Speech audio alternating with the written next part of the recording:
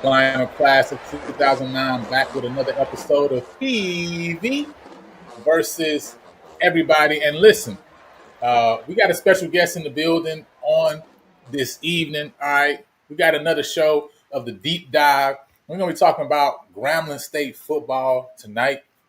All right, Grambling State football. Before we get into that, first and foremost, you already know if you're not following us on Instagram, not following us on Twitter, PV _ versus _ everybody. Got some great things going on both of those platforms, so make sure you're following us both on both of those spots. Also, if you have not liked and subscribed to the video already, go ahead and do so. All right, go ahead and do so right now. Go ahead and subscribe to the channel. Show some love, right? Show some love to the channel. You know what I'm saying? Go ahead and subscribe. Listen, the goal is 1,000 subscribers. We're making that move. All right. We're making that move toward 1,000 subscribers on the channel. All right, we push past 850. All right, we're on our way to 900, so we're trying to get 1,000 subscribers. So listen, show some love. Go and subscribe to the channel. Listen, we got some great things coming up. Tomorrow, we're going to be talking to my guy Mike from Northwestern, doing a deep dive with them. We also still got my guy G that's going to be coming on. We had to reschedule him as well. So we got my guy G coming on as well as doing some deep dives on some of the guys that have come in and transferred in. Trevor Randall and Peyton Talley, Dylan Spencer, Jamal Marshall. We had to kind of also reschedule that breakdown. Then we're talking about Brandon Campbell and Trevon Jones as well. So listen, we got some stuff coming. So make sure you subscribe to the channel. Make sure you hit the notification bell for that as well. But before we bring up our special guest, man, you already know what we got to do. Got to shout out, man, the home team. So first and foremost is PV alumni Jeff McKissick. He's a Texas licensed loan officer with Fairway Independent Mortgage Company, and he'll guide you seamlessly through the home buying process. See, many of us are unaware of our credit score, our true financial situation, but Jeff will help you develop a step-by-step plan to improve your financial standing, making your dream of owning a home achievable sooner than you think. He understands your situation may not be perfect, but listen, it's okay. The sooner you start the conversation is the sooner you can solve issues like credit and student loan debt. So don't let the fear of achieving new heights hold you back from getting the home of your dreams, and perfect for your growing family and hope to know PV watch party. So get started now on taking the first step towards your new home and taking the next big step in your life.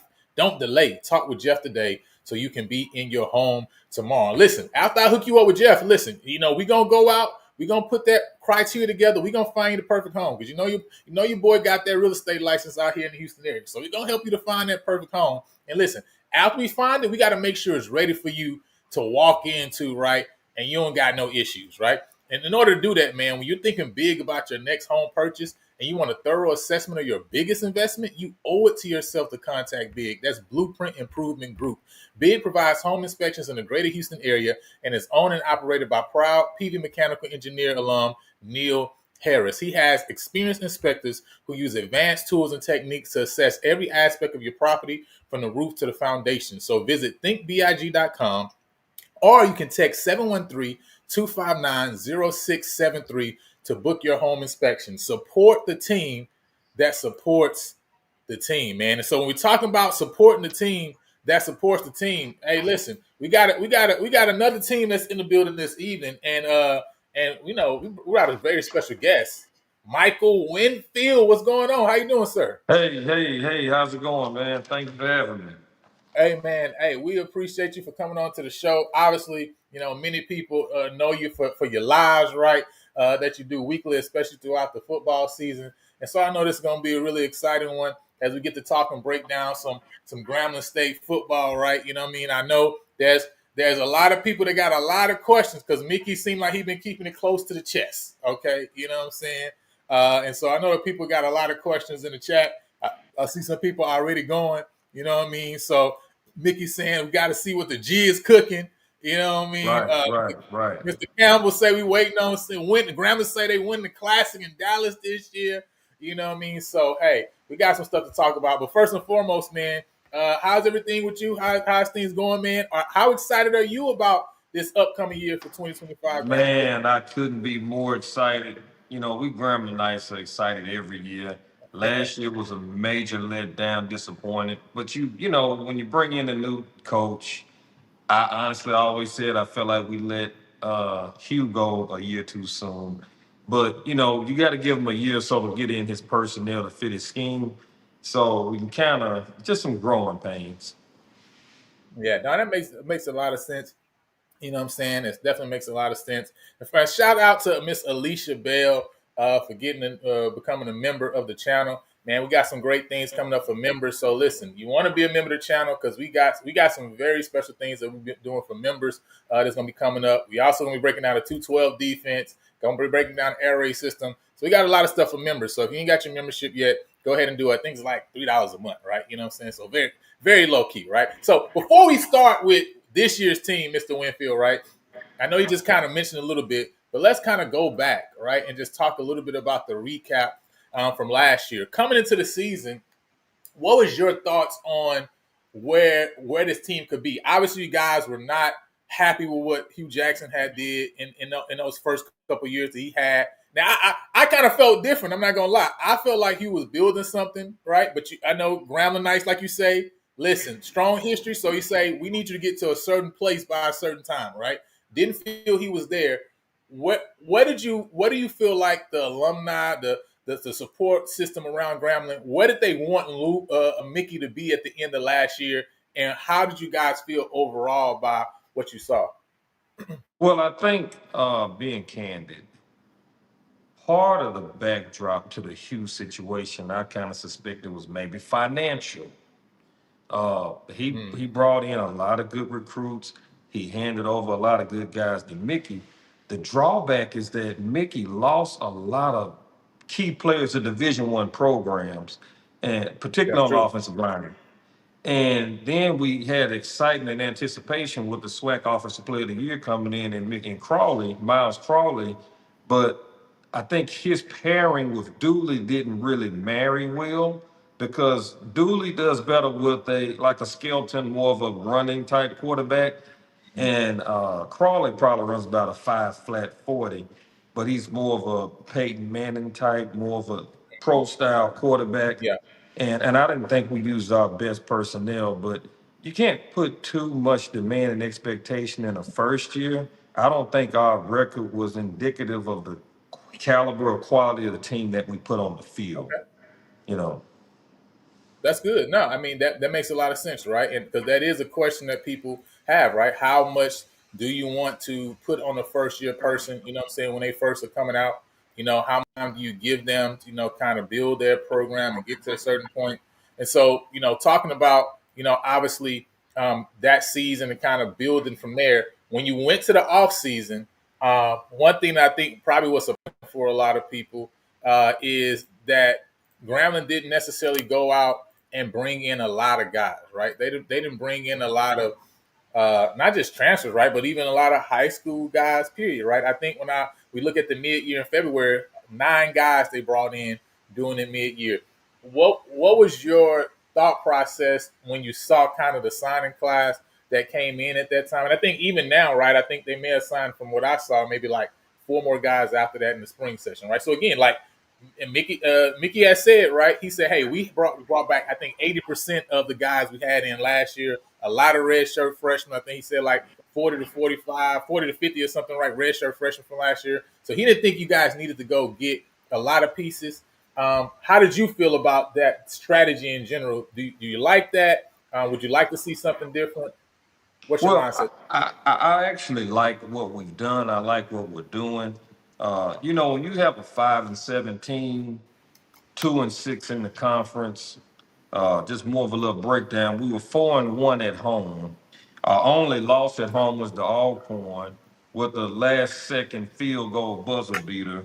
Uh, we were 1-4 on the road. That was a big part of the problem. Uh, but when you have a record like Hmm. that, you kind of won't and expect to have a lot of turnover. But I think what the logic was, we brought in a lot of freshmen out of high school and kind of redshirt a bunch of them.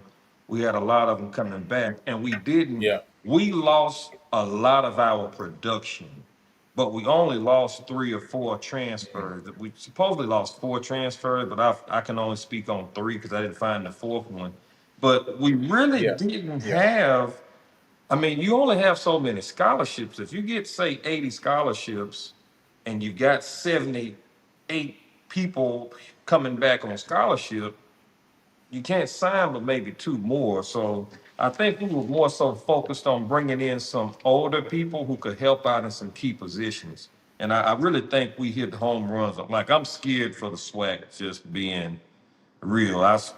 In preparation for this, I started looking at film on these guys, and it's like, yeah, yeah, we made those 9 count.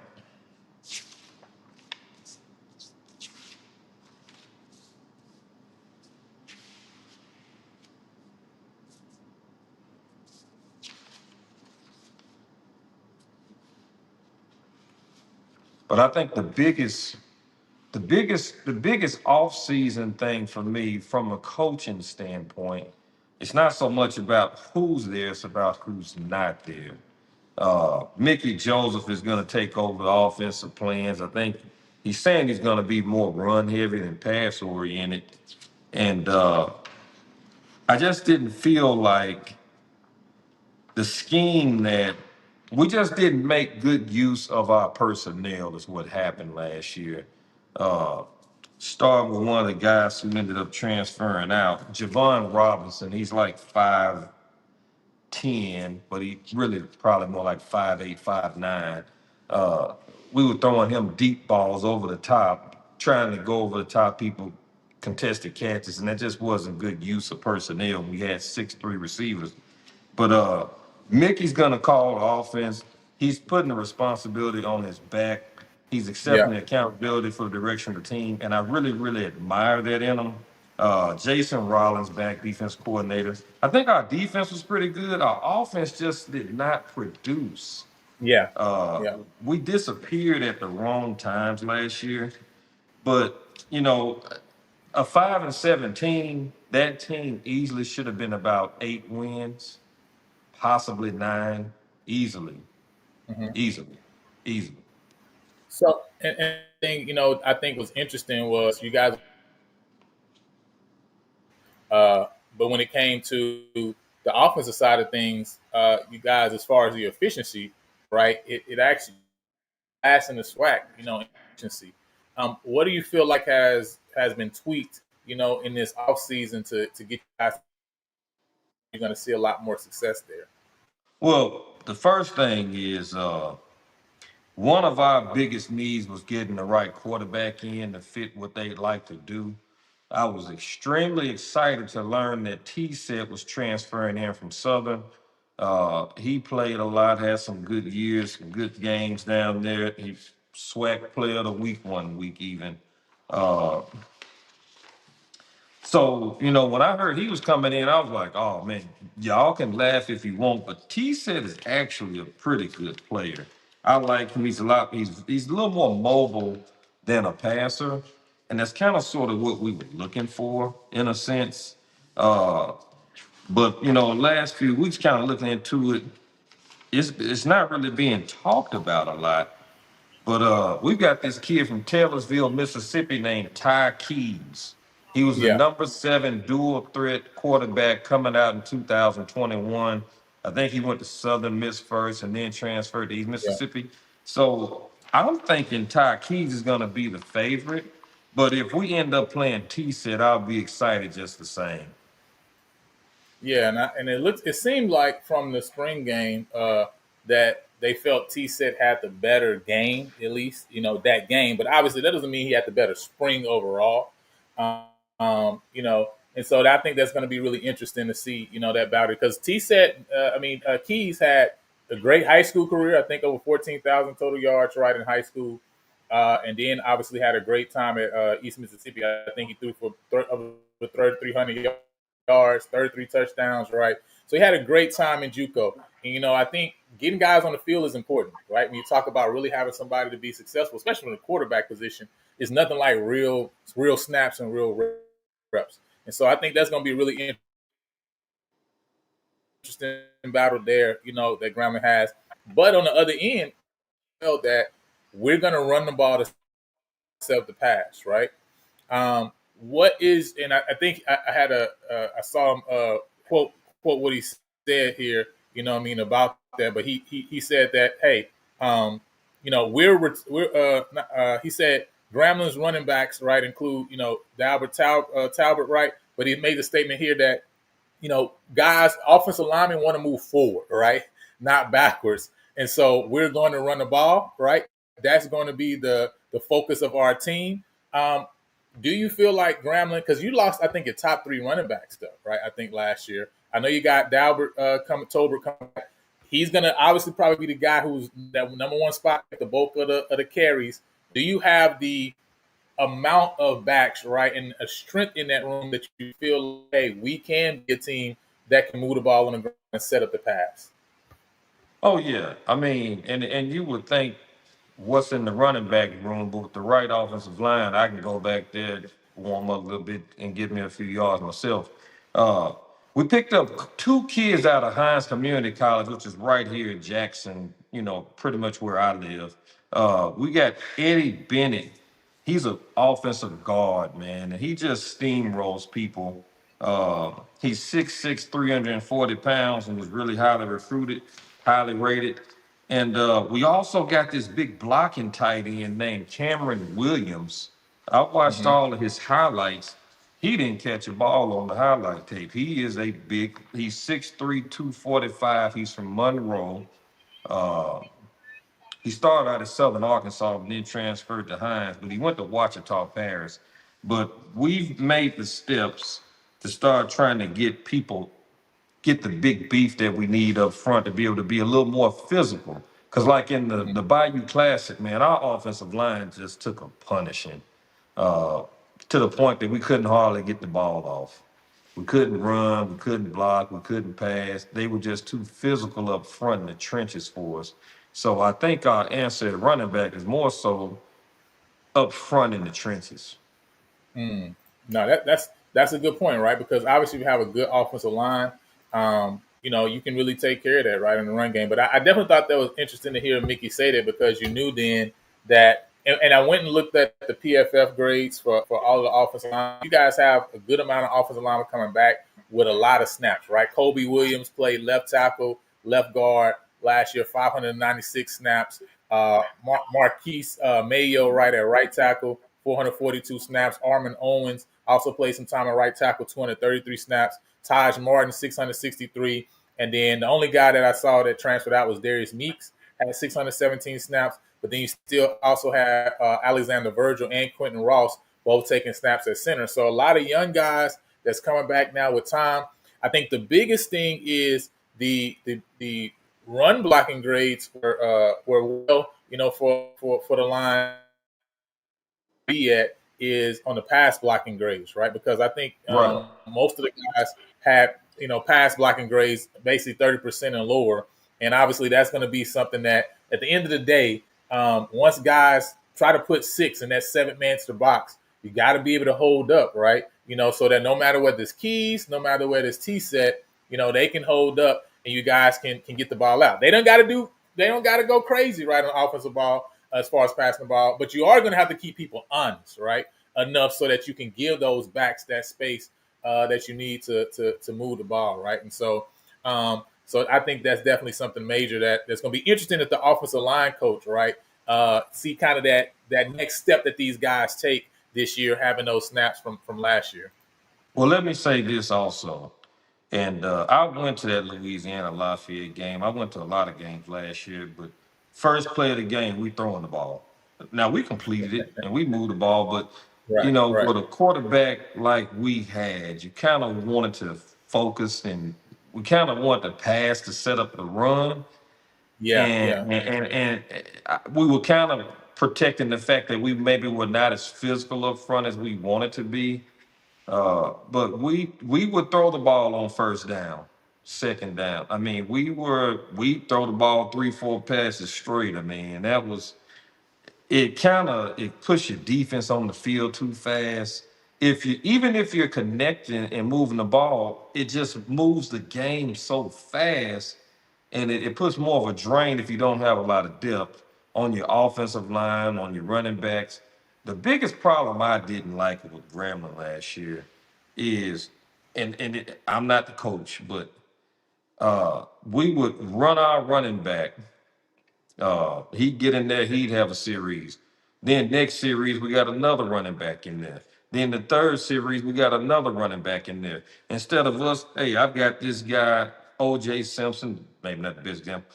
We run him 2, 3 downs. He's tired. We're gonna put the other guy in. But as soon as OJ isn't tired, we're putting OJ back out there. And we had an OJ type running back. I want to say number 9. I can't think of his name. Our leading rusher. He spent most of the time on the bench. Do you realize how cold your hamstrings get when you sit there a whole series and watch them? Instead of us popping them in, you get a couple of plays, you get a play. I've got this play with you in mind. I got that play. They got a series. If we drove that ball 60 yards, he was going to be that same running back out there that whole 60 yards. I've never seen that done in football. Hopefully we go away from that this year. But it's going to be a totally different Gremlin look this year coming up from what we were last year. We're not going to be forced to try to feed the offensive player of the year. We're going to be more of a balanced team, more of a balanced approach.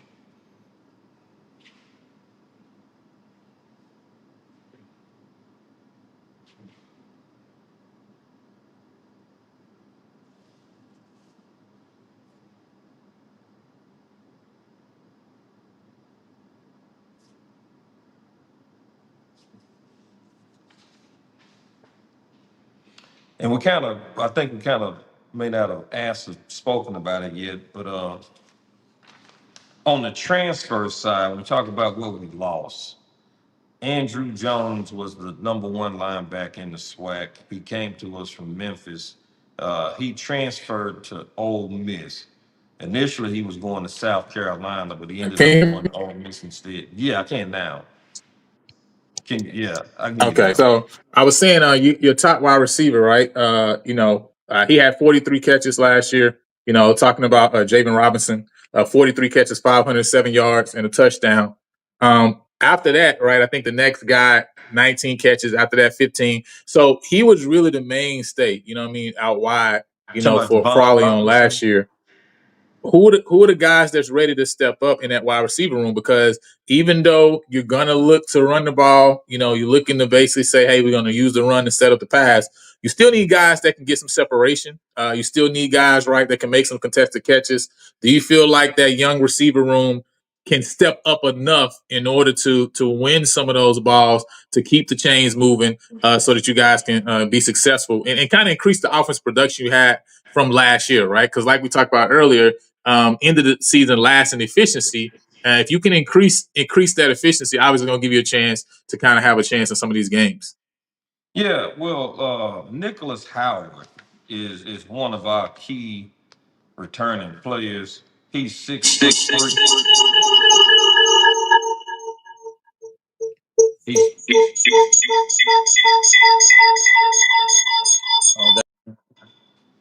he's 6'3", 180 pounds.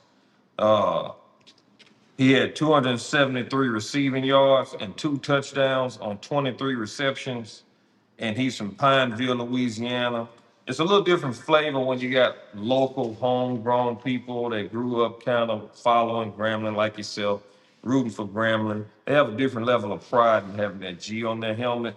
So, I think we're going to be, you know, our team was just we just did not manage our personnel well. We had some good recruits still from when Hugh was there. Then we brought in a lot of people under Mickey that first year.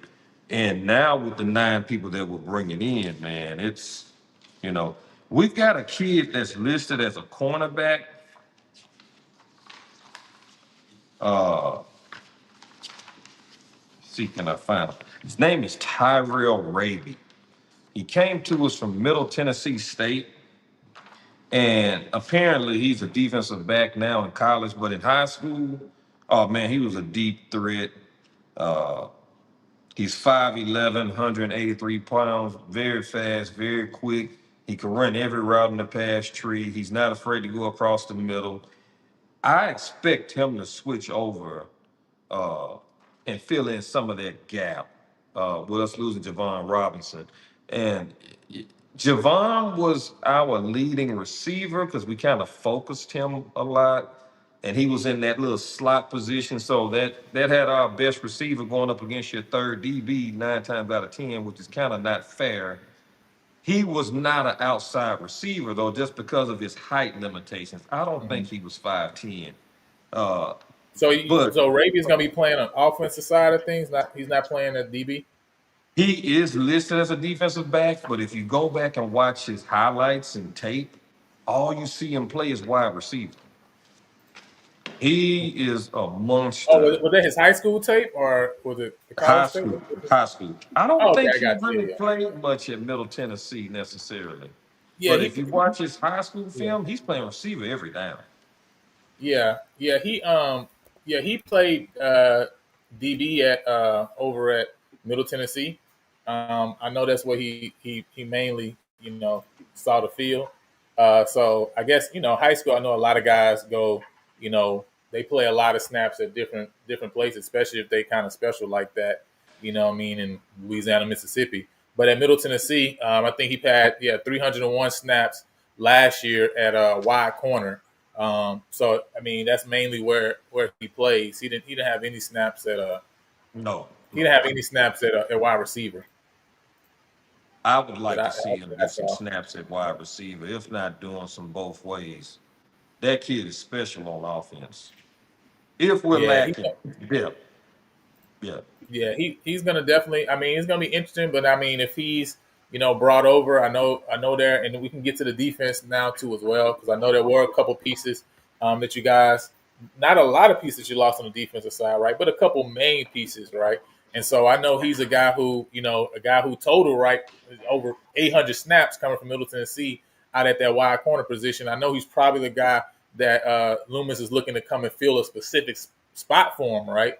You know what I mean, Right. and to kind of fill one of those wide corner spots that maybe was left. But talking about defensively, your top three of your top four tacklers on last year, right? Obviously, everybody know Andrew Jones. That was such a huge player for you guys last year, a big loss. But also David Jones, right? Or a DB, and then also Jaden Hardy. Saying that's 49 tackles and 42 tackles, 7 sacks total, right? I mean, 7 tackles for loss total, right? And a sack from both of them, including 2 interceptions and 5 pass breakups. So, you guys lost a little bit as far as, your top tacklers. Do you have guys that can really plug those holes? And I know, listen, when you talk about plugging a hole like Andrew Jones, that's a lot to ask anybody, right? But it could be by committee too as well, right? You know what I mean? Do you feel like you had a bodies there that can be able to still kind of keep this defense afloat? Because y'all were very opportunistic last year, I think. I don't think you guys overall were where you want to be on defense because when the turnovers wasn't flowing, it kind of was tough to stop a lot of teams, right? How do you think you guys can be able to kind of shore those things up this year? My favorite linebacker, and I don't know his name, and I meant to look it up, but it's number 42. He's from Alabama. Uh, I really liked him on the inside and the middle. Andrew Jones was really, really fast from sideline to sideline. and Hmm. people didn't have enough sense to run straight at him. You can't get to the edge on him because he just had that kind of speed. We lost Michael Garner. He transferred to Yeah. Wisconsin. He's 6'7", 245. I mean, but with that being said, man, we bringing in Torrey Morgan at linebacker, Hmm. and he's 6 feet 215 from New Orleans. He started out with Northwestern State, but he's transferred in with us. But the most exciting one that I'm looking at on the defensive side, kid from Las Vegas, Nevada, Yeah. Nakenyi, I think is his name. He's a Yeah. defensive end. He's 6'4", 255. And listen to this. He was a two-sport athlete in high school. His second sport was track. This kid ran the 100 and 200 meter, and he's 6'4", 255. And he had a lot of snaps at Nevada. He went to Nevada. He played in 21 games, had 16 total tackles, 4.5 tackles for loss, 2 sacks, 10 quarterback hurries. He's going to be a major plug-in for us. Yeah. We're expecting a lot out of that Morgan kid coming in. And we've also got this defensive end named Adam Lamar, who's transferring from Louisiana Tech. He's Okay. 6'4", 286. Uh, these kids are like 3 stars coming out of high school, and now Yeah. they're at Grambling. So we've lost a lot of production on the defensive side of the ball, but I think we've more than addressed it by bringing in people that now you don't have to go and get JUCO players for instant fixes. You can get them from other schools like Louisiana Tech in your backyard, Hmm. and from obviously Nevada. No, that makes a lot of sense. I think definitely McKinney is definitely going to be brought in again. Mickey talked about it. He's trying to just basically plug specific spots, and he literally was true to his word, right? Like he brought in 9 guys and was like, okay, I need a guy to fit this specific spot, right? This specific spot in here. We talked about David Jones, obviously being done right, and so talk about a guy there that had over 300 snaps in coverage with a coverage grade of 72%, right? So did pretty well, right? On coverage grade, right? Only allowed receptions on 54% of passes that came his way. So that was pretty good for him out there at wide corner. But again, that's a guy you lose. And so I know it's mentioned right here that Blake Davis is on one side. And so now again, you bring in Arabi, who's played a lot at Middle Tennessee State, and you again hope that he can fill well that position on the other side while On you're the still outside. building up. Yeah, some of your freshman guys. And then again, you talked about when you talk about the other position that you guys had, it looked like it was more of a safety kind of by committee. Is there any guy on the back end that kind of really stands out to you from what you've seen so far? I know last year, right? You had K-Stin, you had Tally play a little bit, Darling, Joel Williams, right? Sorry, not Darling, but Josh Williams, right? Who's kind of standing out on that back end and kind of has any of the safeties kind of popped up to show like, hey, we're going to be those guys, right, on the back end, and so we won't see um, as much of a rotation, right, as we saw last year. Well, safety is kind of more of a spot that he's more of a bigger physical guy that's a fast linebacker. We can kind of swap them in. When you got the good cornerback play, Blake Davis coming back, he was a freshman last year with 3 interceptions. And then you turn around and put, like you say, the Terrell Raby on the other side. Yeah, we're gonna miss a lot of guys that we had, man, just being Yeah, honest about it. But when you've got your better cornerback play, it takes a lot of pressure off of the safety spots. yeah, Your safety just primarily kind of extra added padded defense, locking in man on man with the tight end. So you can kind of run. It's more so about are you about 6 feet 210, 215 is what you're kind of looking for. But yeah, I mean we didn't go out and recruit any mhm. safeties because we were happy with what we have. You know. Yeah. I mean, you got a lot of young safeties right in that room, and so again, obviously with the development that you're going to be seeing right from the coaching staff.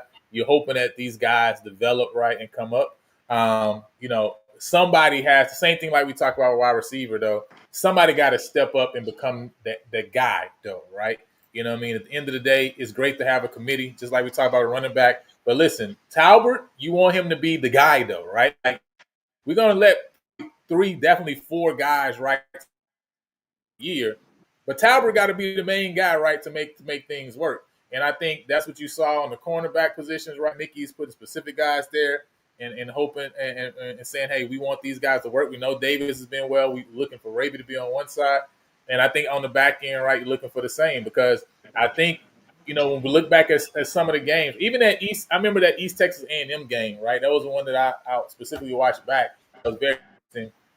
I mean, really, the turnovers were great. Is what really won the game. But overall, it's like East Texas shouldn't be moving the ball like this, right? You know what I'm saying? And so,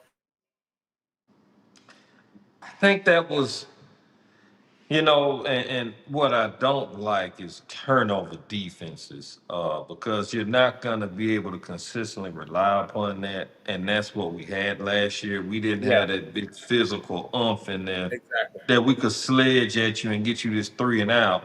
We had to wait for you to make a mistake.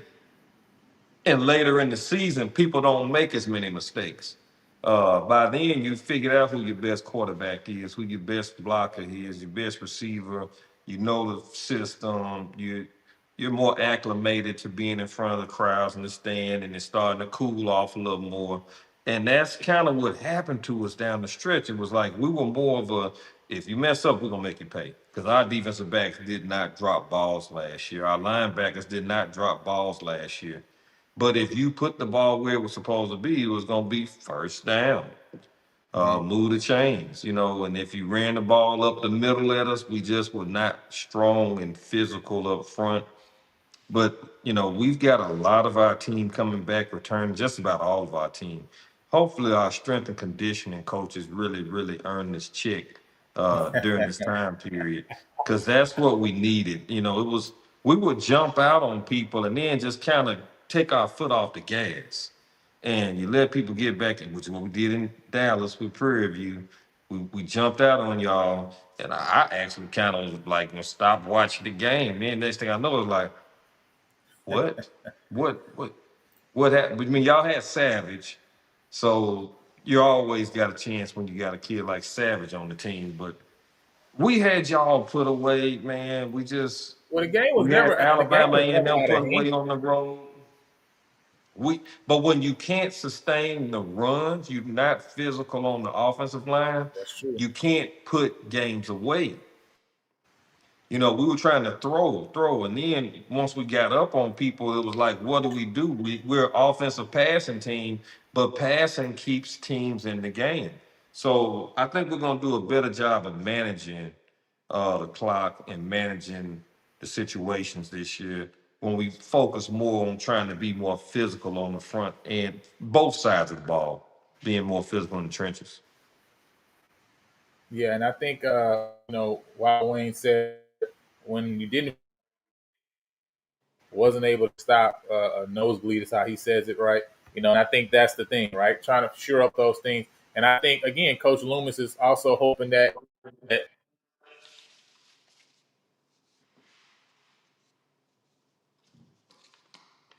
Right. And so we picked up a really, really good physical interior offensive lineman. We've got some big defensive linemen that's going to be physical at the point of attack. It's going to allow us to be more physical on the front side. And that's going to take a lot of pressure off the safeties, a lot of pressure off the linebackers. It's going to free up time for the quarterbacks to execute and operate. It's going to free up time for the running backs, create some lanes and stuff for them. But yeah, you're right. We just did not have a physical pounding presence. When you can run the ball, you're not gonna be effective on defense when they can run on you. It just is what it is. And like I said, we had that linebacker was all world, man, but he was more so you've gained 3-4 yards and he's getting you down on the edge, but you can gain right, 3-4 yards at that point. You know what I mean? It wasn't so much we stuffing them in the backfield.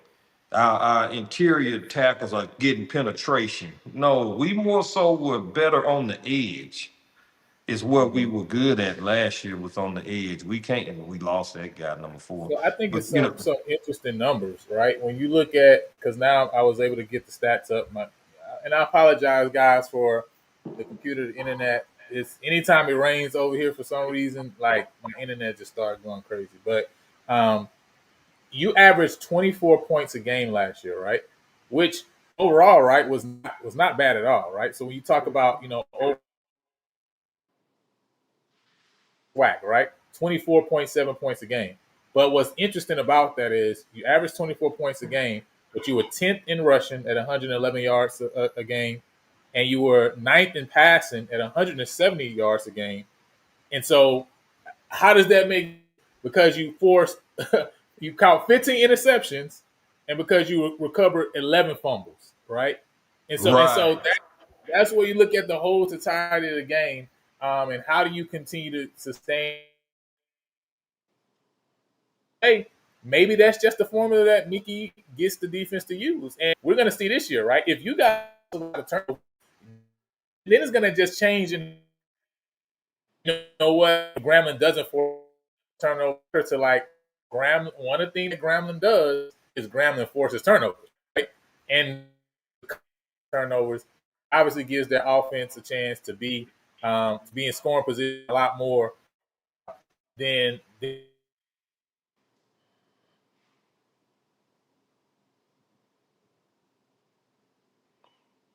And our defense didn't just get turnovers last year. We actually got scores on defense off of those turnovers as well. exactly. So we scored a lot. Like the Jackson State game, we had at least 14 points. I want to say. I know we had a pick six. I think we had a fumble, scoop, and score as well.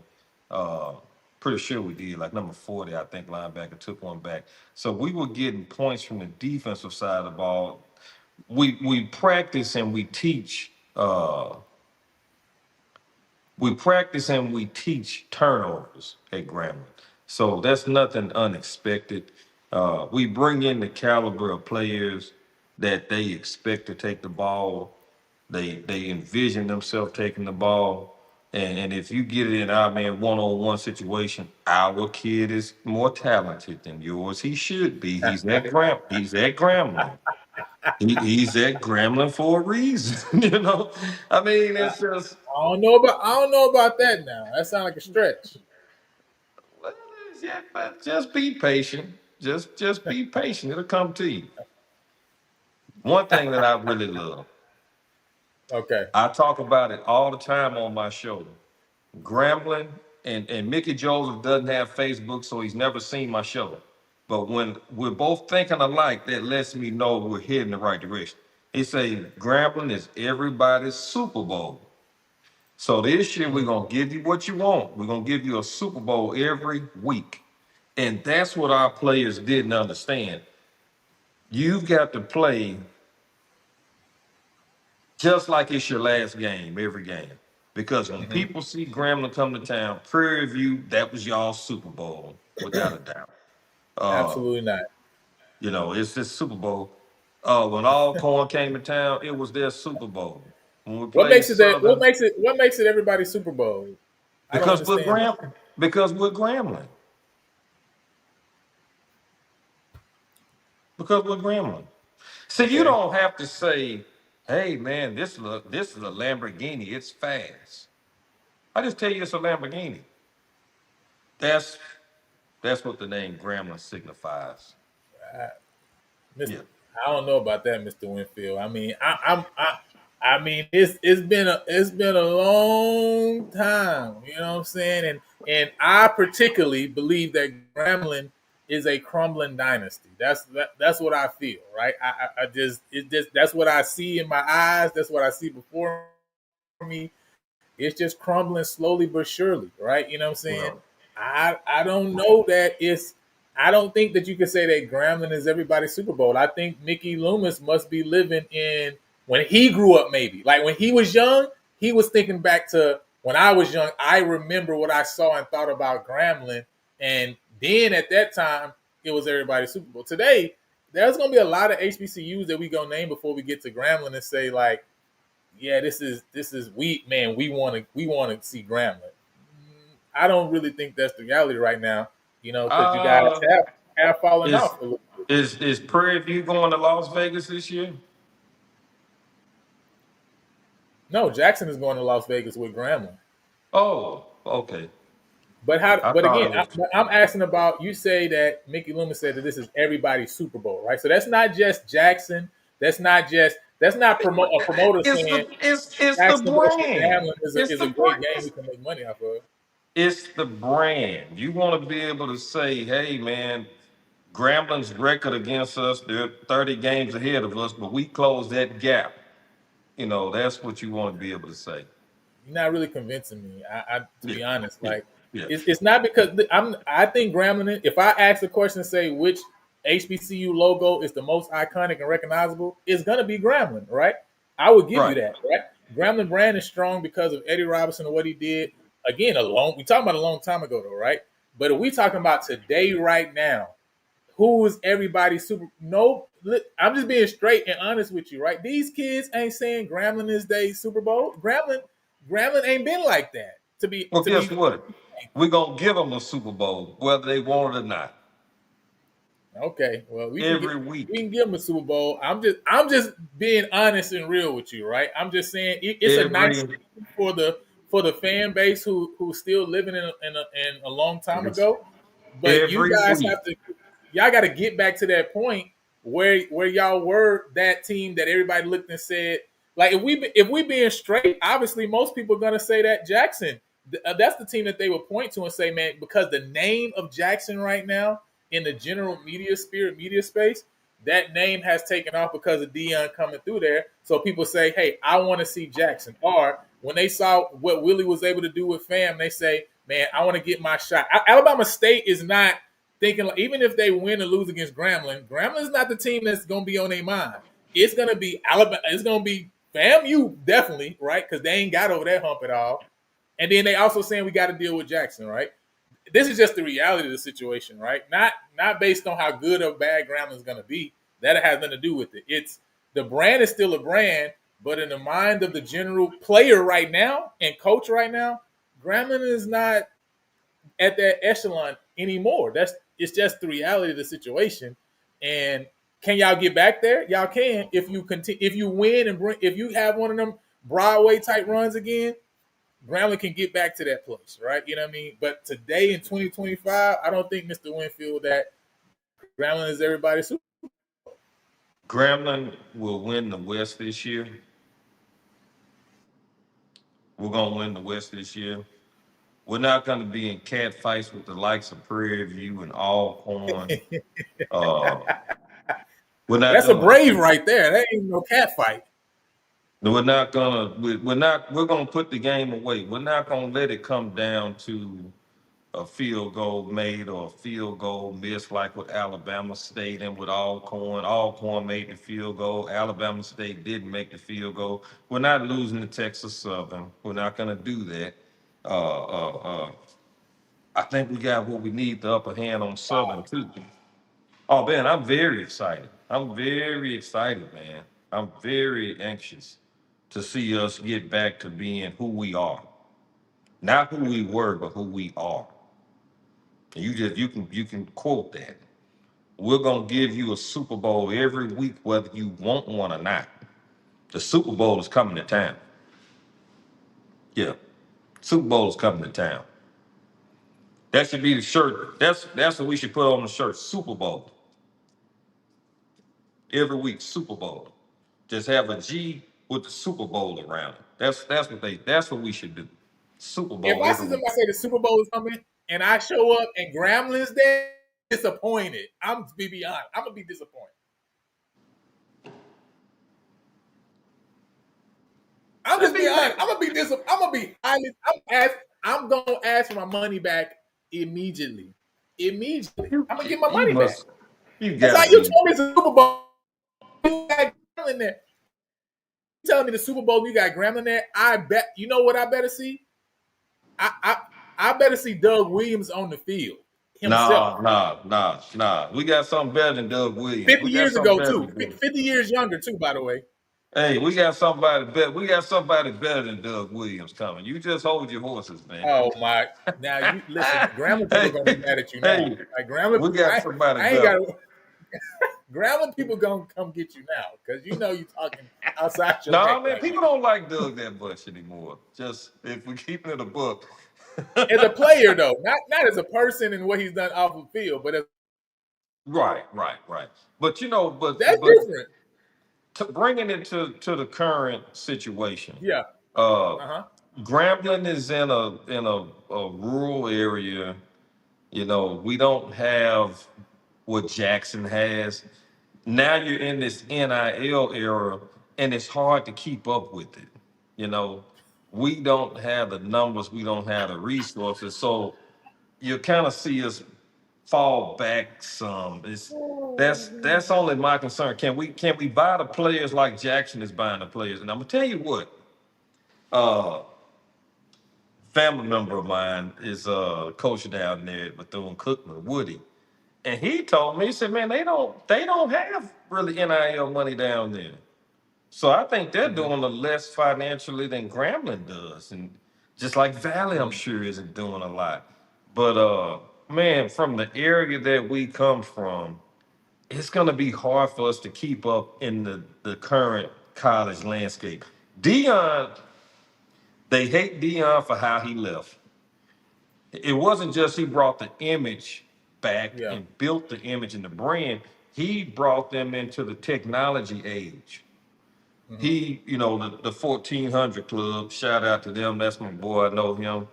Met him recently, but they got ahead of the game on that NIL, man. They're putting together an aggressive package.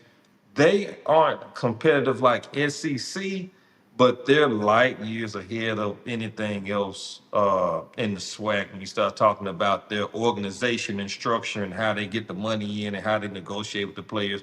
Hey, man, what do you need? You need a car. That car isn't good enough. Yeah, we got our hands full with Jackson for a while because they just got the ball rolling. They took that hype train from Dion. TC has been a really good hire for them, being an ingrown, homegrown person, former quarterback. Man, they are spending big bucks. Well, yeah, I mean, I don't think they spending big bucks like that. I think they got some money that they putting out and they doing stuff for players and they doing a great job with what they're doing, right? So again, a caveat: it's not that they're doing nothing; they're doing a great job with what they're doing and what they're building. But it ain't this level like this. No, no, it's not like that. Okay, you know what I'm saying? But they're doing good. They're building. You know what I mean? They have the support and they're doing great with getting the support and stuff for their student athletes, right? And we apply that because as HBCUs, we need to do that in general. But let's not extrapolate this out, right, and make it more than what it is at the same time. You know what I'm saying? So Yeah, I mean, like I say, as soon as the NIL became legal, they immediately started utilizing it. I'm not saying that others don't, but they've got people in cars, definitely have people in apartments, definitely putting money in people's pockets. They are. I'm telling you, I know they are. They uh, getting folks, they get folks cars. there we Yeah. go. Yeah, they getting So folks let's cars. talk about the schedule. Last thing, we're gonna check out. Right, let's look at the schedule real quick before we get up out of here. Yeah. I know you guys have first game of the season. Obviously, Langston and Shreveport. One, how do you feel that game is gonna draw in general? How do you feel that game is gonna draw with Langston and Shreveport? We've got a pretty good base in Shreveport. We used to play Alcorn in Shreveport to open the season every year when I was growing up as a kid, and we made the trip over every year. I don't think the numbers are going to be crazy. Uh, if we do 20, 25,000, it'll be a success. Uh, we're going to beat them. I mean, we're going to win. We're going to open up with the win. That's the important thing. Definitely gonna open up with a win. Grambling travels more than people want to give Grambling credit for. I'll say that because I know I travel. I'm going to Ohio State.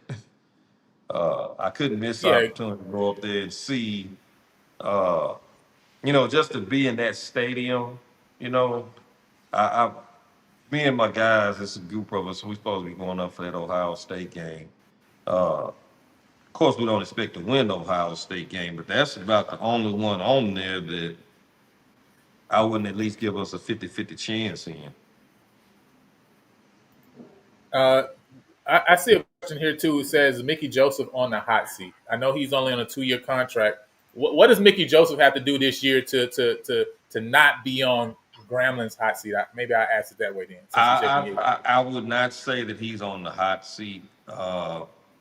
I was very disappointed in our record last year, being 5-7.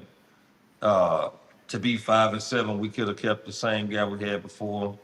We're paying him 300,000 a year. Some of that is incentives, but his contract is 320. I think some of that is if he wins Celebration Bowl, if he wins a swag. So that's not necessarily some of that's bonus money.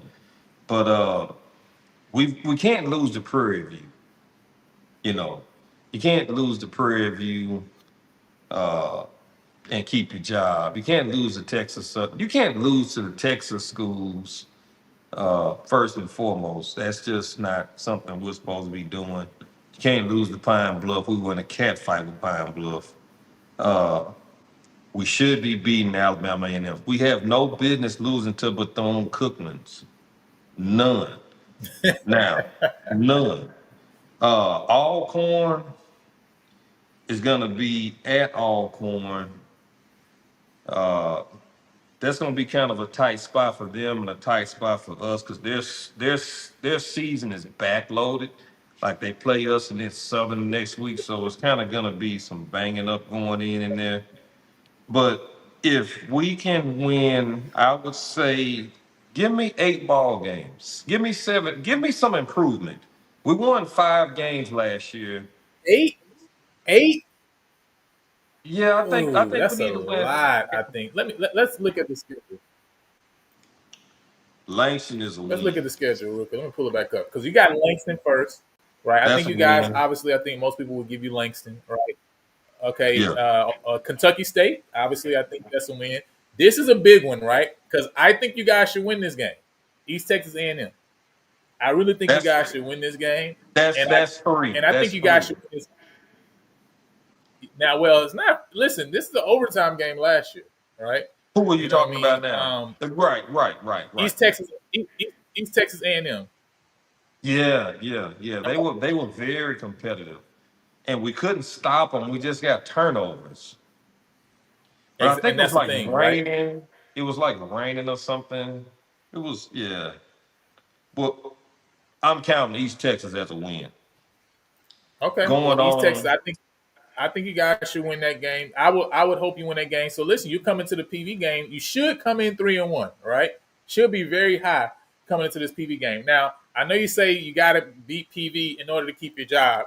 Y'all are gonna be firing coach ever at that rate then because one, y'all 5-6 in the last 6 state fair classics, right? So you might as well just go and keep a list, right? Go and keep a list of coaching candidates because you're gonna do a lot of losing in this game. You know what I'm saying? So, do we need to go ahead and talk about a short list right now of candidates because The State Fair you're Classic. gonna lose? I have a W on my calendar here. Okay. I have a All right. W already marked. Okay. Now if Mickey Joseph, and by the way, I apologize by calling him Mickey Loomis. I guess the Saints is just in my Yeah, brain. right. The Yeah, Saints I has just saw been in that. my brain.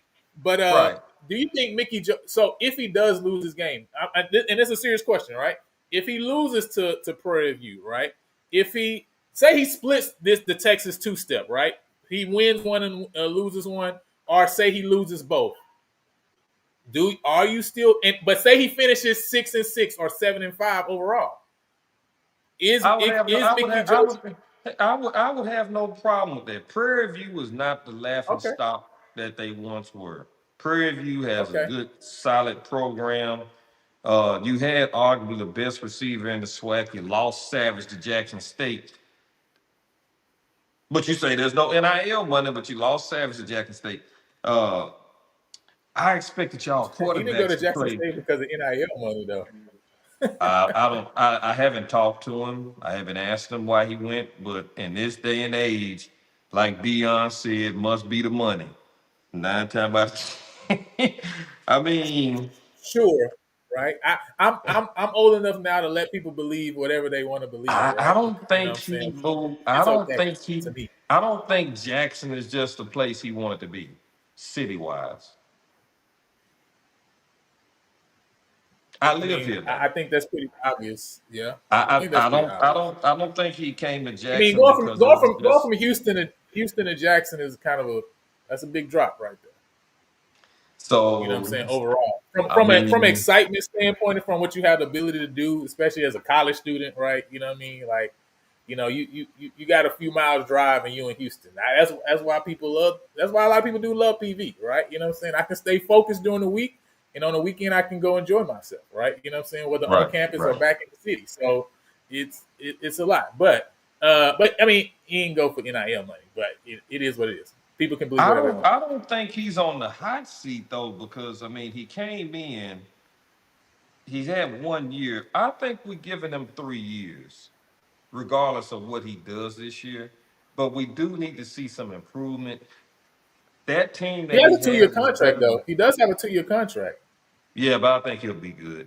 But that 5 wins is not going to be enough. We need to at least get a split between Prairie View and Texas Southern.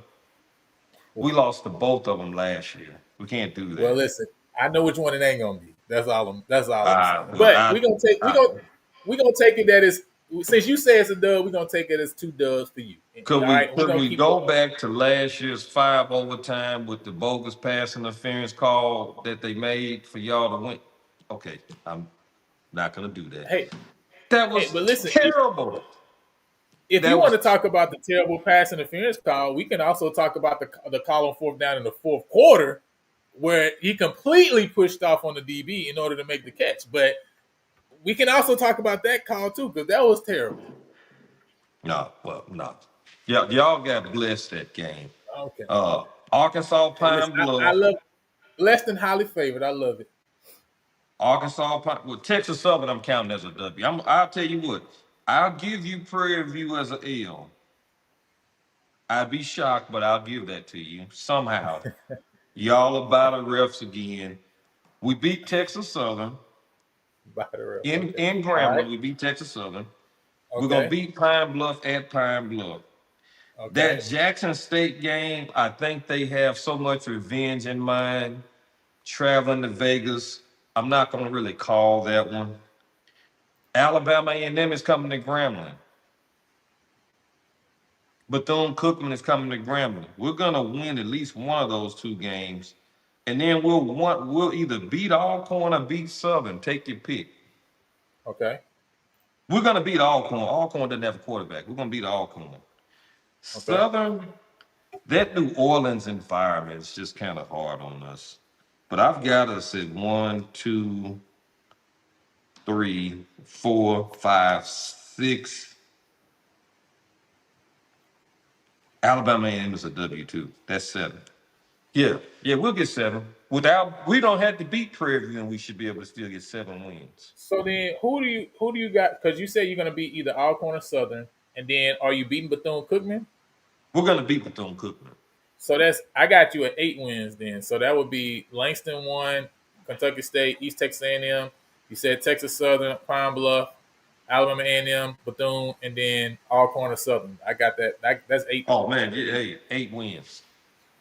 Okay, Eight that seems wins. like a lot. That seems like a big jump to me. Who do you have on that list that you think I gave you Prairie View since it's your show? Who do you have on that list that you think we'll lose to? You don't got to give me Prairie View. You can flip it. You know what I mean? That's fine. Honestly, again, I think you guys should be 3-1 coming into the game. Now, I'm really hoping you get over East Texas A&M because I just want us to beat the Southland. I can't stand when the SWAC loses to the Southland. It just hurts my pride, right? Grambling's almost the only team that beat the Southland last year. No, we beat the Southland too. I mean, Okay, we we had what that was who else yeah. beat the Southland last year? I think it I may don't have think been so. only Grambling and I think Prairie View last year. Yeah, yeah, But yeah, but overall, I'm saying from an overall perspective, though, right? We're right. So I'm more speaking from a last 5 years, last decade type of thing, right? We've not right, fared right, well against Southland teams, so I would right. like us to do better overall. Now, when it comes to the Texas schools, I'm not going to lie, Mr. Winfield, and this is just being straight. I know the Prairie View thing. I know you kind of just put it out because I was a Prairie View guy, so we can kind of just watch that one. But I do believe we'll win that game. But now I have Texas Southern finishing second in the West. I'm just going to be straight with you. I have Texas Southern finishing second in the West. I think Texas Southern, whoever win the Labor Day Classic, is going to win the West. That's literally my opinion, right? What? Unless Texas Southern slips up, if they win that game and they slip up later in the season, right, and then we get back on top. But whoever win the Labor Day Classic is literally 85-90% chance to win the West. That's just the reality, right? Wow. So I think Texas Southern's going to come into Grambling and get a victory, personally, right? They're playing in the hole now. Yeah, okay. You That's know, a great. lot of our home games are not necessarily at home. This is going to be actually in Grambling. I, listen, You wouldn't understand that being from Prairie View. y'all can play it. Hey, listen, I've been in the hole many times throughout my years, and Yeah. it's never been a scary place. Wow. Never been scary to me. But listen, Texas Southern, I just think they got a. I think they have a better. I think they're building in a similar way that Grambling is building. All right, both you guys are similarly building. Right through the high school ranks. That's what Mickey wants to do.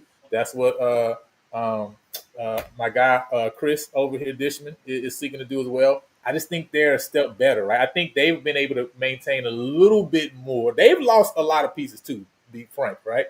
But I Right. think they have retained a little bit more, at some of the key Did they spots. did they settle in at the quarterback spot last year? They believe they're settled in. Now that's another one, right? They believe KJ Cooper is their guy. You guys are still figuring out between. That I don't mean that whoever y'all guy is won't be better, right? Obviously, but they've settled in at KJ Cooper. Now I don't know if KJ Cooper is phenomenal, but I don't know if Texas Southern doesn't need phenomenal in order to win some of the games they lost last year, right? That's kind of the thing, right? They just need a guy who can kind of do the simple Manage. thing. Yeah, Right. we just need somebody to do simple, right? Same thing with like an Alabama State. So that's the reason, right? Overall, and they're definitely way more disciplined last year than I think I've seen a Texas Southern team in a long, long, long time, right? So they didn't necessarily beat themselves, except that Southern game when it was special teams era. Right. So Right. I really like Texas Southern, not because they have a lot of players that jump off the page, but I think just the program that Chris Dishman is building, I'm really liking it. And so, like I said, I got them finishing second in the West. So for me, I have them winning this specific game against Grambling. But it is, like you said, hey, it's in the hole. You know what I'm saying? But the hole ain't the reservation. Now, if it was on the reservation, all type of things happen on the reservation. All type of tricks and referees coming out of nowhere. That The reservation. man, I was about to say it. They will fix you down there in Lord. Hey, listen. It's a little crazy. Hey, listen, Mr. Campbell, that is so true, right? It might be the first time in probably the history of the SWAC that we say the Labor Day Classic winner is gonna win. Is gonna win the West. But I kind of think that's how it's gonna go down this year. Now, I think the team that most people are thinking will be the other team though that's in that conversation is Southern, obviously, right? I think most people would probably say Southern and probably Prairie View. You know what I mean? Overall, in general. I really think Texas Southern is going to be a better team than people giving them credit for. But it's not a Texas Southern show. You know what I'm saying? It's a Grambling show. But that's just my thoughts right now. In my opinion, I think 6-6, 7-5 will be a great season for Mickey Loomis. If we You win know what I mean? 7 games, he's definitely good. I think 7-5 should be the goal. That's a step up from last year, right? Five and Big seven to jump. 7-5. That's a big step up. And then you got to think, right? You got a lot of young guys. You got a lot of redshirt freshmen, sophomores on the team. So that third year then is the year that's like, all right, now we gonna judge him for can he can he truly be successful? He got guys that know the program. He got guys that know the system. He understands what he want to do offensively, right? Because you guys also got to make a big jump offensively, right? And figure that out. And if you got T set, or if you got Keys, you still got a guy who's gonna be here the year afterwards if he stays, right? So now you're in a really good position to say the third year, all right, this guy I think can get it done, right? You know what I'm saying? So that's my thoughts overall, right? It's like building toward that third year, um, but again, you might not see it that way, but I understand. Can you hear me?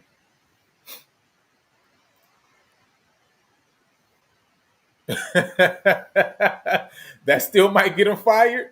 7 wins, that's crazy. Hey, listen, if he wins 7 games and get fired, that would be crazy. That'd be kind of crazy.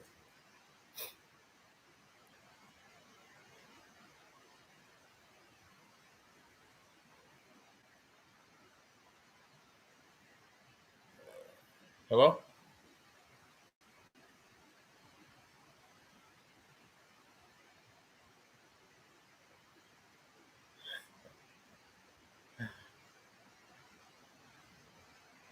All right. I think he's coming back in. Can you guys still hear me?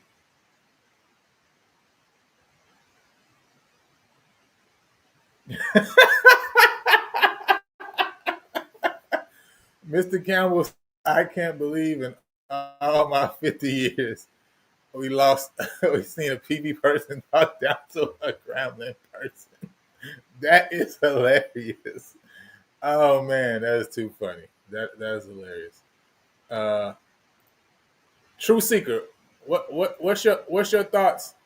Do you think do you think that it comes do you think that it comes down to Texas Southern and Prairie View? Because I think that's what it does this year. I can't lie. I keep saying and I keep going over and over and over again. I don't think Southern has the offense here to get the job done. I think their defense is gonna be solid though. Gonna be real solid. You know what I'm saying? I don't believe this ain't coming from no biasness. This is like straight. This is real, right? I feel like the winner of that Labor Day Classic first year in a long time, it's gonna be the team. It's gonna be the team, on the west side of things. So, you know what I mean? Grambling Booster Club pulled the plug. He said, "Oh man, talk to him off the screen. Y'all are crazy. Y'all too funny." You say on the contract he needs 8 wins. That's what it says on his contract. Hmm, that interesting. I don't know. Come, thank and higher athletic budgets. It's kind of crazy, right? It's kind of crazy.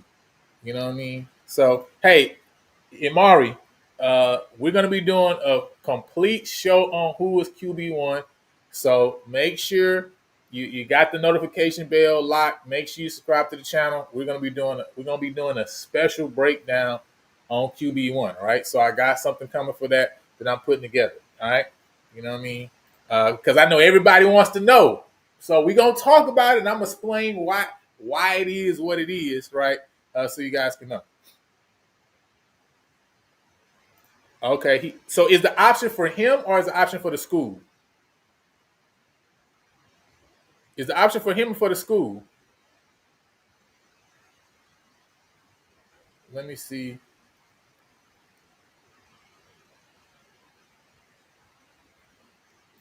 Okay, Mr. Graves, I got you. Hey, I can drop the link right now. First of all, if you got time to come up for a second, and if you can't come up on video, you can just come up on audio and share your thoughts.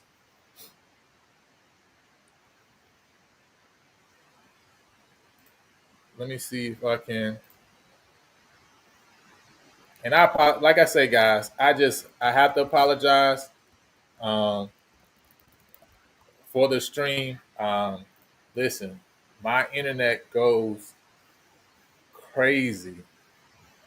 Um, I don't know why. I just don't understand why. It just goes crazy. after storms for some reason. So I really apologize. I'm gonna definitely have to figure out how I can get this straight. I'm gonna probably have to really like literally figure out a way to get straight into my box, right? So you know what I mean. We're gonna have to figure out how to make that work. So we make sure the stream stays the quality, right? You know what I mean? Because even my other cameras has been giving me trouble. For some reason it's in and out.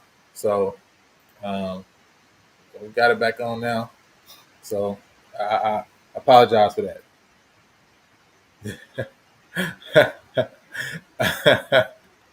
Okay, you said it's a school option. Gotcha. Cool, cool, cool. That makes sense. All right, there we go. Got Mr. Winfield back on. Can you hear me? Yeah. Okay, cool. Awesome, awesome.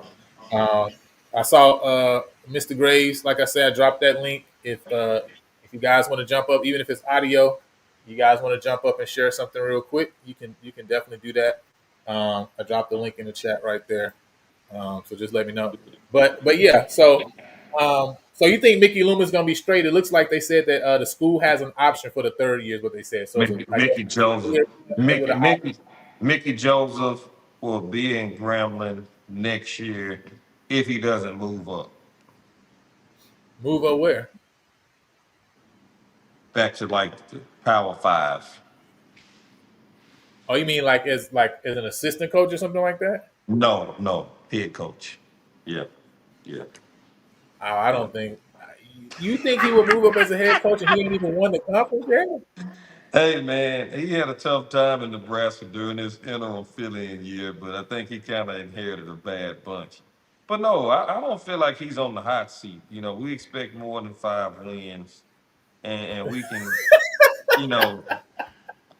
But it was his first year, man. He need to get his personnel in there to match his scheme, to match his system. Uh, Dooley, that was kind of a God. I was excited about Dooley coming there, but it was almost like he sabotaged us. It was he's gone. Uh, I think we're gonna be a tough team to beat week in, week out. Now, how it's gonna turn down the stretch, like I say, our strength and conditioning, I think, was just not what it should have been last year. We just couldn't hold on, couldn't maintain leads. But yeah, nah, man, we're not losing to the likes of Prairie View. We're not losing to the likes of Texas Southern. We're not losing to no Arkansas Pine Bluff. We're not losing to the likes of Alcorn. That's not gonna happen. I've got us one or two in the West. I got you. No, that Depending on hey, the Bayou Classic. The Bayou Classic who, decides the West. who? So you think Southern is going to be that second team in the West? Southern is just, man, they are Southern. I hate to say it, but they are. You Yeah, know, listen, they they are. They listen. He said they are Southern. Y'all know what that they means. are. They're They are. they're, they're They are. They they are. are Southern right now. You can't take anything from them. You Nah, can't. They had good quarterbacks. T-Set left. T-Set got beat out. T-Set's a good quarterback. You know, I thought they were kind of locked at quarterback last year. They had three. Noah was a good quarterback. I don't debatable. know what happened with Noah. You know, but Southern is they're gonna be a Uh, force. Southern's still trying to find a good quarterback. I'm not gonna say that all these guys are good quarterbacks at Southern. They still trying to find a good quarterback. To be Well, they honest. let one go. They let one walk out the door that's good by the name of T-Set. Yeah. Hey, hey, I really appreciate you for coming on and for sharing. I know that you could have been doing a lot of different things, so obviously I appreciate you taking your time out to come talk about Grambling football. I know it's going to be real exciting, man. Again, I know people always look forward to your lives. You know what I mean? I know when you gonna get started going back. I usually kind of wait until after that first week so I can have the stats of who did what. It's kind of hard to find out who's what roster before we at least kick one off. But it was good to come on, man. Good to talk about football. It's been like forever since I've done a show. So I definitely couldn't pass up the opportunity, man. Thank you for having me. I'm excited. Grandma is excited. We're getting ready. We're ready to launch, man. We're ready to Hey, launch. Listen, as I told you, most people know I keep sharing on the channel all the time. I grew up in Monroe, Louisiana. My dad, season ticket holder for Grambling. We've gone to Grambling games all the time. Been hold so much growing up in my life. And listen, my dad. I remember my dad last year. I was like, man, what you think? What you think about Grambling? Because he went to the spring game and stuff like that. He's like, man, they gonna be awful this year. That's what he told me. Listen, now he a Graham fan now. I mean, he told me that. That's why I was like, I don't believe in Grambling at all. Okay, I don't believe. If my dad said they gonna be awful, I know they gonna be terrible. Okay, you know what I mean. Oh man, don't say So, that. so I can't wait to call him in a few weeks after the SWACs. And I'm gonna ask him, hey man, this is where they got Grambling. Where you think they're gonna land? Now, if he tell me it's like, man, Mickey gonna be gone, man, then I'm gonna just be like, hey, I mean, just go and get ready to celebrate for the State Fair Classic. But last thing I'm to ask you, man, because this is an educational show. You know what I mean? I got to carry on. I know I'm going to let him go in a second. And Mr. Graves, like I say, hey, anytime you want to jump on, I know you're putting your kids to bed. We got more deep dives, right? Tomorrow we actually be on with Northwestern State, my guy from Northwestern State, Mike. So if you want to maybe jump on after we end that in with Mike, then maybe we can have you on and kind of you can share your perspective too about a Graham as well. But this is an educational show, right? And I support my Greek organizations. I support, listen, first of all, everything Black, right? And so I just wanted to let everybody know, and just really just ask y'all, man, have y'all ever thought about what the Aztecs, the Romans, the Assyrians, the Ottomans, right? Have y'all ever thought about what all of those great and mighty kingdoms have in common with Grambling? What is that? Besides falling there. They all fail. They crumbled. They not here no more. And listen, all I'm trying to say is Grambling is a crumbling dynasty. Okay, I knew he was gonna say that. We heard everything Mr. Winfield said, and I believe. But I don't want y'all to leave my show confused about what the reality is. Grambling is a crumbling dynasty. Okay, I'm giving them the respect. They were a dynasty. But listen, it's been Can we take back the bad, bogus, cheating call in the 5 overtimes? Can we just take that bad call back and see how it That turned? wasn't the only call they missed. Hey, I give you that call if you give me my pass interference in the fourth quarter. I know. It shouldn't have been overtime. He literally pushed off on the man. He's standing right there. The zebra is right there. Like, what are you looking at? I didn't see that. See, I didn't see that. Okay, I know you did. I didn't see that. He was getting some nachos. He It's so funny, man. But Mr. Winfield, we appreciate you for having you on. We can't wait to see you go. Now, which group do you go live in so everybody knows as well? SWAC and Sports Talk. SWAC and Sports SWAC Talk. and Sports Talk. So make sure y'all locked in there. I know a lot of y'all on a lot of different platforms. Every Tuesday night. Make sure y'all locked in on SWAC and Sports Talk as well. Go ahead and join so y'all can catch Mr. Winfield live. But we do appreciate you, Mr. Kerry. You had anything you want to share before we jumped off?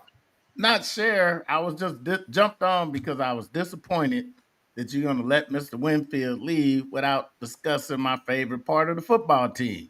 What's up with the meat eaters?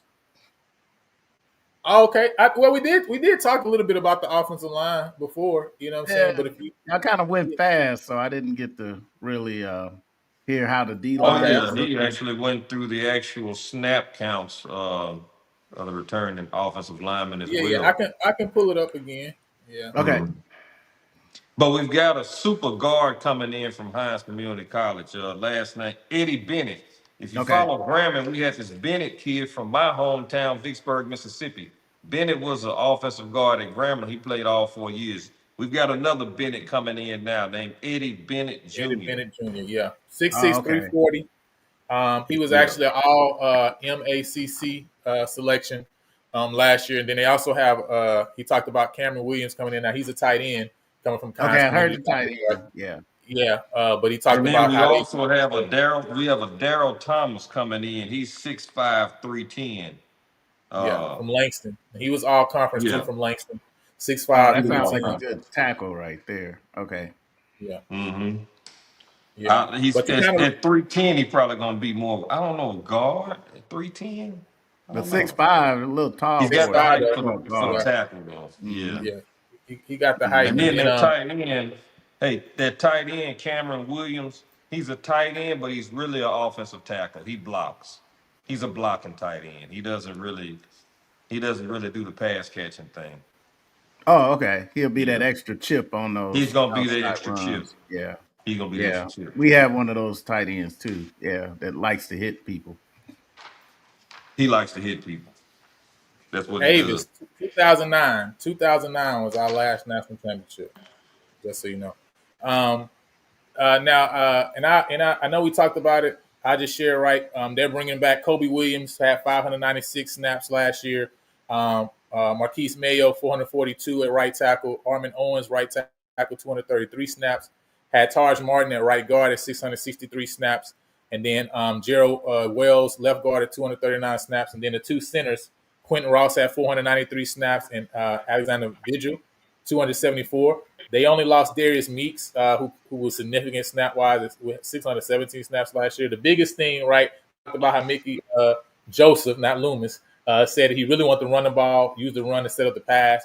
The guys definitely have better run blocking grades, and we did kind of talk about them needing to improve in the pass blocking protection game. I think most of the guys were under at 30% or under. Only had like Quentin Ross at 43 and maybe 46%, which is still a little bit sub kind of standard. And so that's definitely something that they all need to get better in. I know obviously having a year under their belt is going to help in general, but Well, that's definitely something Grambling is going to have to work out as but far as the offensive line is concerned.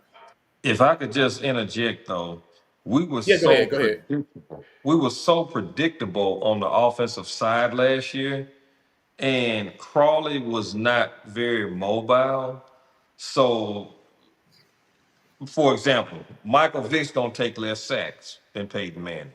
So it's kind of like our offensive line, not to make excuses for the pass blocking, but our quarterback wasn't helping them either. If protection broke down, he couldn't step up in the pocket, slide to the left, and dump the ball off. He just didn't have that mobility that Yeah, that we're gonna have this year from T set or if he from wins it out, Keys, or from because you Keys, said or from Keys, who Keys. went out too. Keys Yeah, was a number Mr. seven Brad. dual threat quarterback, so he can run too. He And that can was move. coming out of high school though, right? That's a long time ago. We gotta see what he's gonna do now. But he If did he's he did if have a great time. He was great at East Mississippi, right? But if they We refer can to him say as a dual, that. You know if what I they mean? refer to him as a 3,300 dual threat yards, East Mississippi. quarterback, if Mhm. they label him as a dual threat quarterback, Crawley was never labeled a dual threat quarterback. Crawley is not called dual threat at all. So it's gonna be an upgrade speed mobility wise with either one. Well, people say that Grambling is people's Super Bowl too, so we can't believe everything people say though. You know what I'm saying? But Hey, Mr. Brass, what you got? Oh man! Hey, first of all, thank you for bringing me on the show. Great show. You had the old man dust off his old podcast equipment to come on to this one. I hadn't heard of a funnier show than this show. I had to go find my headphone set. I had to set my camera up. I was like, hold on. I didn't know Lionel was doing comedy hour. I was like, That's okay. He hilarious. said he was about to have some different things like old school vintage shows and showing old games, You're question and answer. so We was gonna have funny. a lot of different content, but I missed the comedy aspect of the content. You know what I'm saying? So I was here for it. And I'm glad we're here in good faith. And, I know That's this is the best hilarious. time of year for SWAC football because we're all optimistic about our programs. True, Some true. of some of us are more convincing than others. Wink, wink, nod, nod. The Grambling fans out there, but I'm glad they were able to concede that State Fair Classic this year. It's gonna be nasty work. You will see the good part is you'll see the preeminence of Prairie View and what we have this year well before we get to Grambling. So that would just be a icing on the cake by the time we get to Grambling. You'll see what Prairie View has in store. And I'm excited for PV football this year. So I'm happy to be a part of the conversation and bring some reality check to some of these Grambling folks. Uh, Hey, Mr. Winfield, I was there back in 2009, right? When we won the championship. I was a sports editor for the Panther, right? So the school newspaper. So I got a chance to see that game because obviously people don't remember, right? 2007, 2008. the only team that stood in our way was Grambling during that time. Right now, if you were saying at that time that Grambling was a Super Bowl, I would not disagree because it was like Grambling was the team we had to get over, right? Because we were taking care of business. Everybody else, it was like, can we just get over the Grambling hump? And man, listen, it was ecstatic on the field that day to finally get over that Grambling hump and win that championship. So I'm excited, man, because I feel like right now things have literally changed. Right, I feel like the real conversation in the locker room at Grambling is like we got to get over that Southern and PD hump. I think that's what Grambling fans are talking about right now. Is like, man, we have the State Fair Classic has completely turned on its head, and really, I feel like, to be honest, It's really, competitive. It's competitive PB now. is y'all Super Bowl right now. To be honest, It's become competitive now. it has, Uh, it has. Before we would just go out there to eat the popcorn, cotton candy, and ride the rides. We actually have to go in the game now. You know, I thank y'all for that. But The PB we invitation. didn't beat you last year. We beat you the year before. The year We before did. that, y'all embarrassed us in 2022. That was ugly. But last year's game, man, y'all should have never gotten back. It shouldn't have made it to overtime. Y'all should not have gotten back in the The game game. wasn't that. The game was never away. It was the game was still tight all the way through. It never was. Mhm. We was up in the second half, right? We It were up shouldn't But have like went to at least y'all 10. came We overtime. back. were up at least 10 early in the game. Yeah, And we just Let kind me of got off let me the pull it up. gas. We Let me got pull off it the yeah. up. gas. The bad call put it into overtime. Right. I know we had gotten up by at least 7 in the second half. I want to say we was up by Hmm. 10 in the second half. And you guys came back. That's what I remember. But let me go look it up. Yeah. Let's see. I can Yeah. pull up the box score. Yeah, so it was you guys was up at halftime, 17-7. So you're right, you was up at 10 by 10. And then 10-17 at the end of the third. And then we scored 14 points in the fourth. So I think we were up by 7. That's what it was. We were up by 7, right? And then you guys had to score to come back. And I think that's what happened. Like, yeah, now I remember. But yeah, it was good. It was a good game. Listen, the game ain't. If I'm being honest, the game not gonna be that close this year. I'm not. I'm just gonna be straight with you. It's not gonna be that close. Y'all got a quarterback now? Yes, I keep telling everybody this, but see, I've learned, Mr. Winfield, what I've learned in these streets is, this is a real show, right? This is a real channel. This is a real show. It's a real production. I can't be giving my free content to everybody, right? Why would I Right. give my content to another show, right? When I can create my full show that's gonna be just as entertaining as this with you on, right? And coming and sharing, we have a great time, right? Why would I give Right. that to another platform when I could do my own QB1 show and everybody could come here to have the one question they won't answer, right? They only want one question answered about PV. I'm gonna give them the answer, but it's gonna be here. Why would I go somewhere else and get it? I mean, I had to learn that, right? You know what I'm saying? So yeah, we do have an answer to the question, but why would I share the answer just haphazardly? And then, I mean, that don't benefit PV Nation. That definitely don't benefit me, right? You know what I'm saying? So I had to get smart with that, right? So So you're there's an answer. comfortable, but you're comfortable with what you have. Oh, definitely. I'm very Yeah. comfortable, right? And the Yeah, I reality am is, I too. think they've also elevated that room overall too, right? And I think that's the thing I love about this coaching staff is they wasn't just sitting back and saying, "Hey, we found the guy." They go out and still say, "We're going to bring in a guy to elevate." Same thing they did in the running back room. Same thing they went and did in the wide receiver room, right? You know what I mean? And in the DB room, I'm like the DB room is crazy to me. I'm just like I don't understand who is even going to start on this team because literally brought in so many people that has produced at their before we'd have brought in a guy who produced, for example, like say like a Malachi Williams that came from a West Georgia and produced. I mean, like 60 plus tackles. This is like 1 year, right? 60 plus tackles, multiple tackles for a lost sack, interception. You'll bring in a guy like that and say, all right, we good, right? You know what I mean? We got a guy that filled that spot. They went and brought like 3 other guys who play that same spot with like similar numbers. I'm just Sure like, did.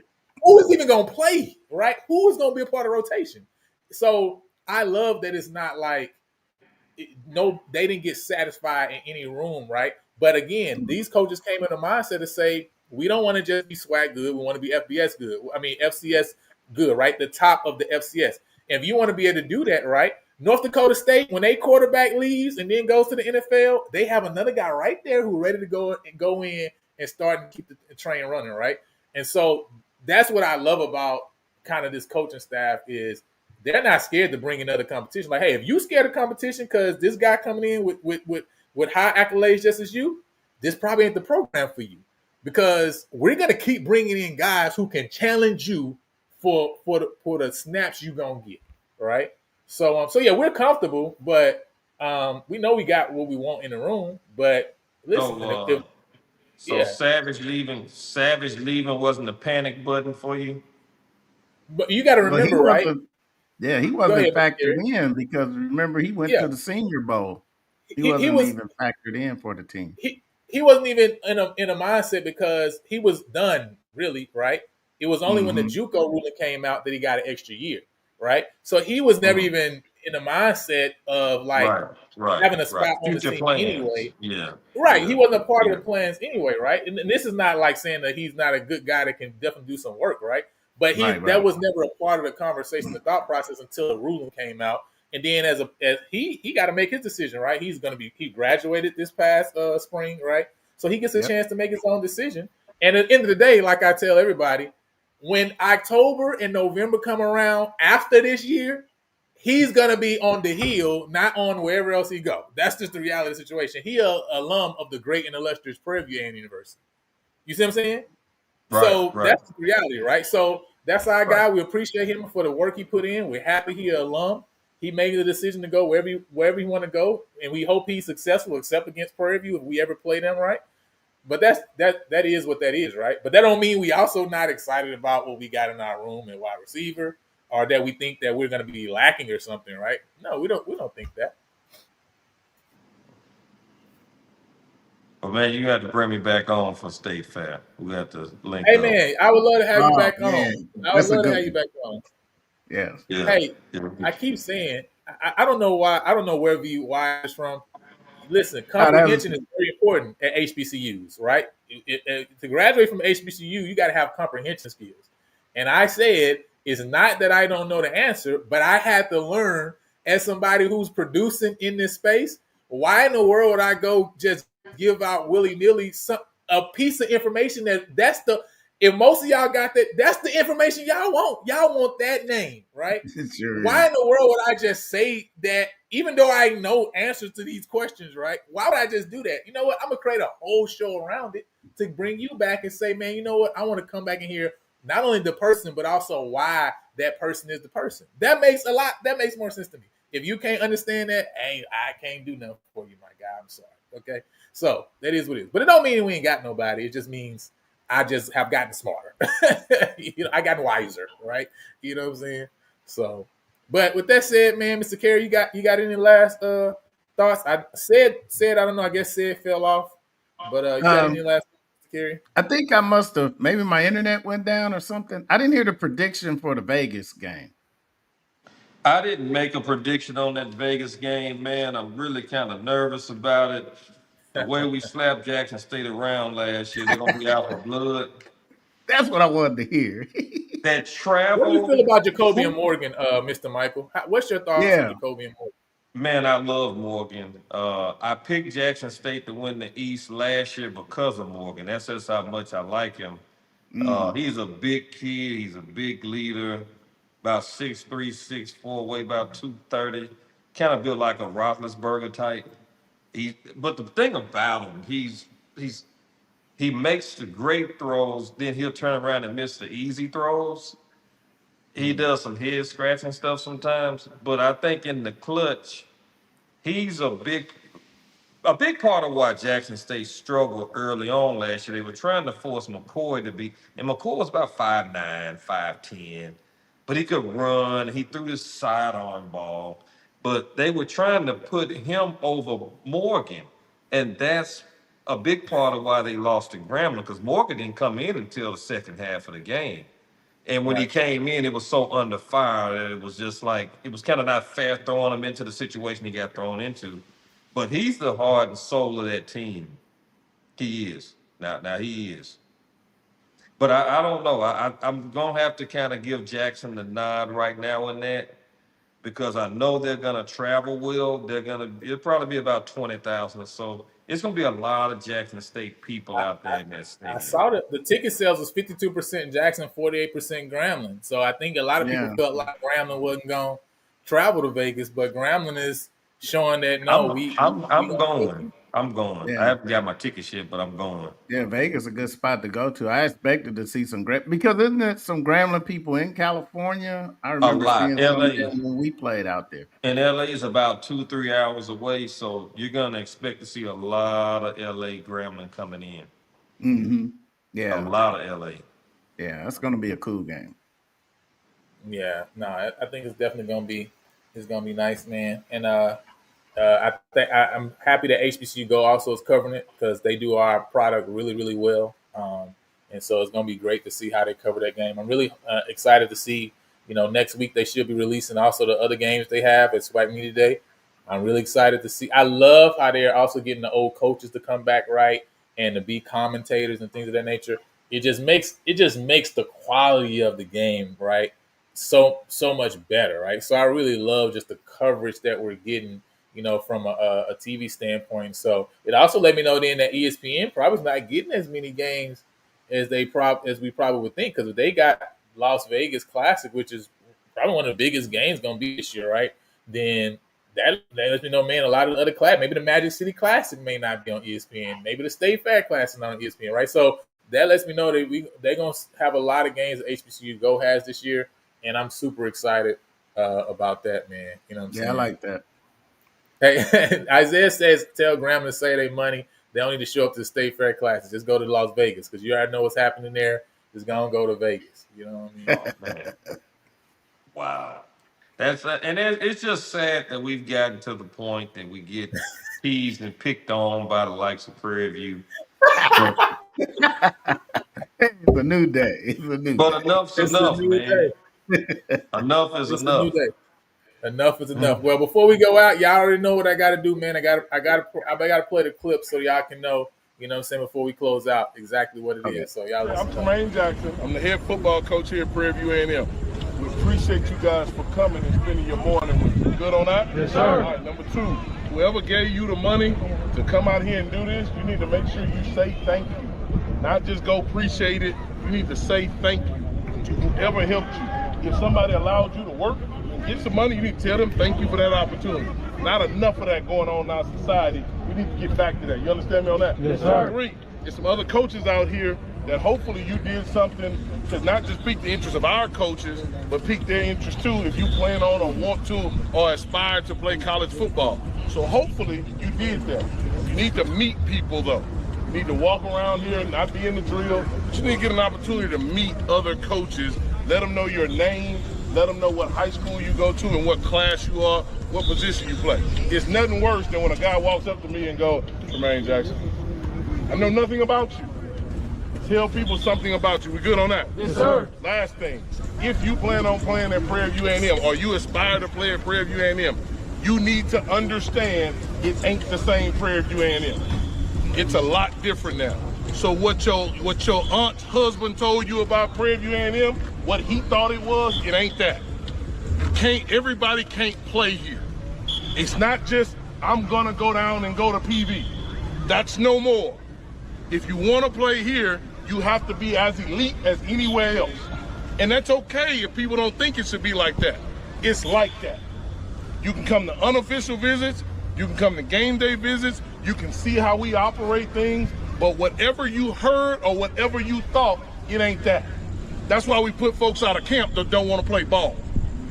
No more can you be lazy around here. That goes from the top down and certainly gonna go to you.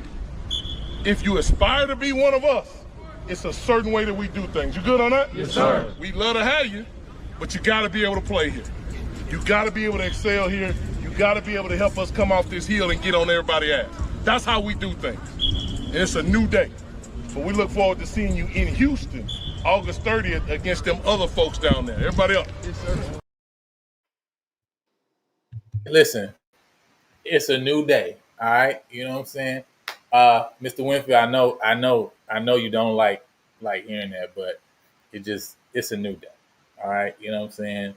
The Romans are gone. All right, the Romans are no more. New dynasty here. All right, starts with a P and it ends with a V. So with that being said, man, uh, I know y'all don't like it in the chat. It's okay. Listen, you ain't gotta like it. Where I told you, you ain't gotta like it. And like Wyatt said, who says they want to play for PV? Well, got the #1 signing class this year. Somebody said it. Somebody wanted to play for PV because we got the #1 sign. And listen, the black people ain't just said it, the white people said it too. Okay, you know what I'm saying? Because I know sometimes y'all don't believe the black brothers. So we got the white brothers and the black brothers saying the same thing. We got unity. Prairie done brought the world together.